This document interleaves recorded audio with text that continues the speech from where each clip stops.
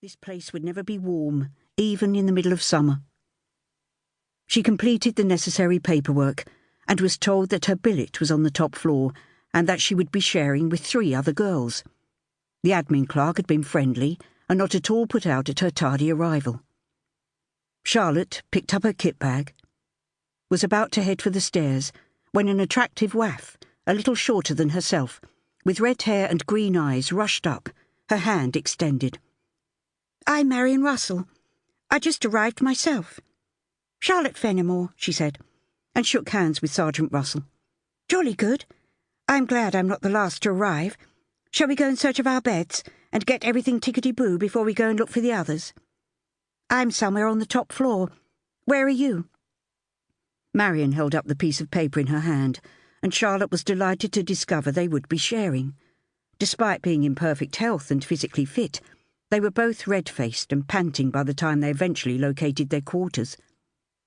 There were 4 beds all neatly stacked as they should be, but nothing to indicate which ones were occupied and which were available for them.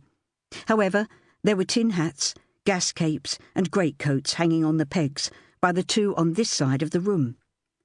The linoleum was highly polished, and the metal lockers allocated to each person were dust-free. Marion hurried over to the 2 under the window and checked. "These are empty, Charlotte, so they must be ours. Do you have any preference?" "None at all. I don't suppose it makes any difference in the summer, but these beds would be hideous in the winter, as the windows don't fit properly. I don't suppose it'll be much fun sleeping here if it rains, either. Never mind, it's only for a few weeks." Half an hour later, their kit was neatly stowed away, and they were ready to go in search of the remainder of the group who had been sent here to be turned into officers. "There are no bathrooms or WCs on this floor. I need to find one before we go out," Charlotte said. "I wish you hadn't mentioned spending a penny. Now I'm desperate too." They found the ablutions on the first floor. "I hope I don't need to go in the night," Marion said with a smile. "It's a pity they don't supply a chamber pot," she replied. When they reached the entrance hall, the first thing they heard was the sound of voices coming from the passageway on the right. "Good heavens! It's 6 o'clock. Let's go in search of sustenance." Her new friend agreed that food was the priority and followed Charlotte in the direction of the racket. They had their tin mug and irons, cutlery with them, so all they needed was something to eat and tea to fill their mugs. The mess hall was half full. The RAF personnel sat on one side and the WAF on the other. At least they weren't completely segregated, as was often the case. She noticed that there were 2 serving hatches, one for the men, one for the women. Fraternization was obviously frowned upon.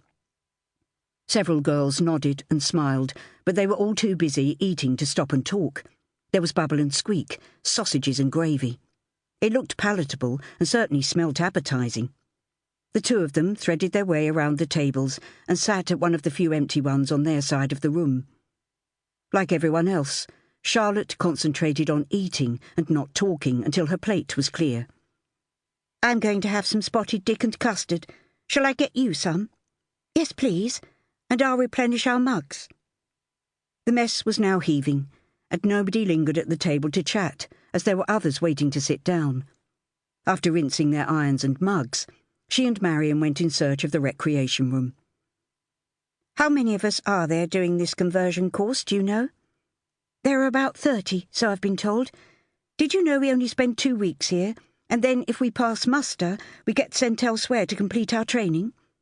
"I didn't know that. Thank you for telling me." Charlotte indicated a pair of double doors just ahead, from which feminine voices could be clearly heard. "I'm hoping we'll be able to identify the other girls, and they can give us the gen. Do you have any idea where we go next?" "Not the foggiest.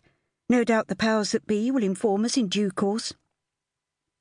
There was a distinct lack of RAF in this part of the house, yet another indication the 2 sides of this service were kept apart. She hoped there would be a dance at the weekend, as there had been at her previous posting.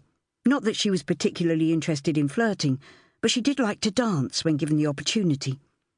One of her best friends, Nancy, was happily married to David, and already had 2 adopted children and a new baby in their family. Her other good friend, Jane, was hoping to get pregnant while she and her husband, Oscar...